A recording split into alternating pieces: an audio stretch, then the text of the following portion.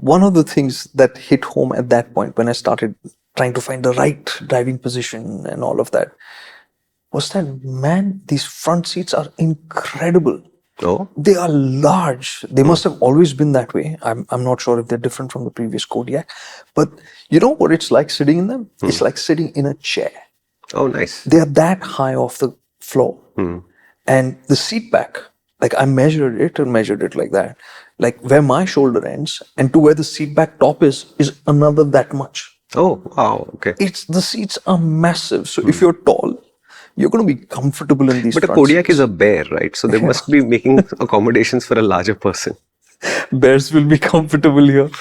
Brown bears. Grizzlies might be a bit much. Anyways, so the front seats, superb. Nice. Right? You have under thigh adjustment. They have that extension cushion, Yeah. which is manual, but Yeah. everything else is motorized. Got it. Even the passenger seat has the welcome function and all of that. So 12 Welcome function being the seat opens. the seat slides back, help you get in and all of that. So great front seats. It took me time to adjust the seat because by reflex you'll set it at a certain distance from the steering wheel and all, right? Yeah. And then I'm like, no, I'm not comfortable. And then I realized that, dude, you're sitting so high up relative to where you usually have to find sit, completely new that way I to had to approach move forward and then adjust the steering for myself. Got it. So, and that was a really interesting point for me, and that has a knock-on effect in the back seat as well. Okay. So moving to the back seat,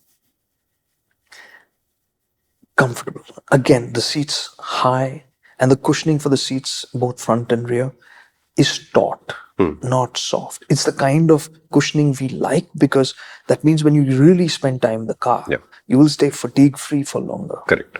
So again, the functionality of the car remains even in the details so nice and strong. Yeah, so just to re-emphasize this point, this is true for motorcycle seats and car seats both.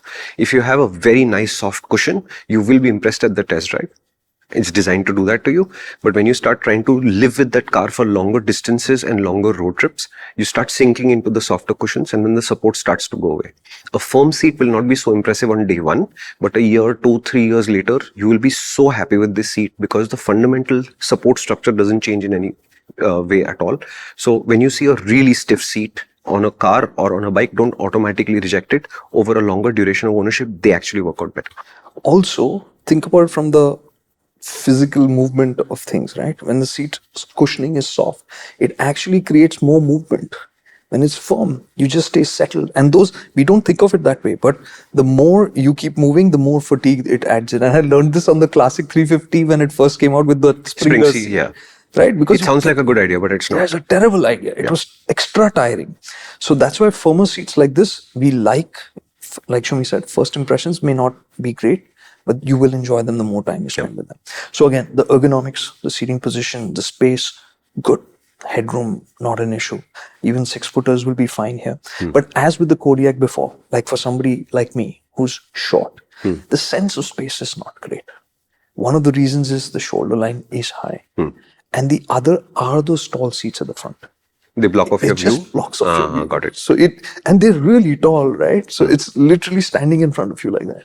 Right. So it doesn't have the same sense of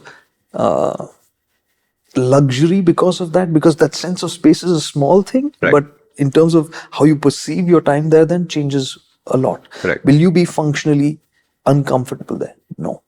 But your chauffeur's having a more premium experience than you are. So it's the person in the front who will enjoy this way more than the people in the back. Yeah, and this is not necessarily a criticism, okay? In Europe, for example, a Kodiaq will largely be self-driven. And if you and your partner are traveling, your partner will be sitting next to you. And chances are you'll swap driving duties at some point. But when you come to India, a car that size, chances are you're not going to drive your car except recreationally on the weekend with your family. So during the work week, it'll probably be somebody you've employed to drive. And if the best seats are up front, then you have two choices. One is sit next to your chauffeur, or you sit in the back and you say, okay, the best seats are there and I'll enjoy them on the weekend. I'm not uncomfortable here. Let me get to work or whatever. And so the seats slide, and I'm leaving that for last because this functionality of the seat sliding is so that you can be comfortable in the third row. But the third row, or access to the third row. But the third row is, I mean, calling this a 7-seater is wrong. I think cars like this should just be called 5+2s, right? We said the same thing for the X-Trail as well, right? And that's basically it. The third row is for emergency use. While I could fit there at 5 feet 6 inches. I'm not tall, but would I want to sit there at all? No. It's an emergency device, yeah. Yeah. Me and my partner were going on a date, which was date night, and then our neighbors decided to join us. You two go to the plus 2 rows. Ekdam piche. I want to discourage you from showing up on our date nights. Yeah, I get it.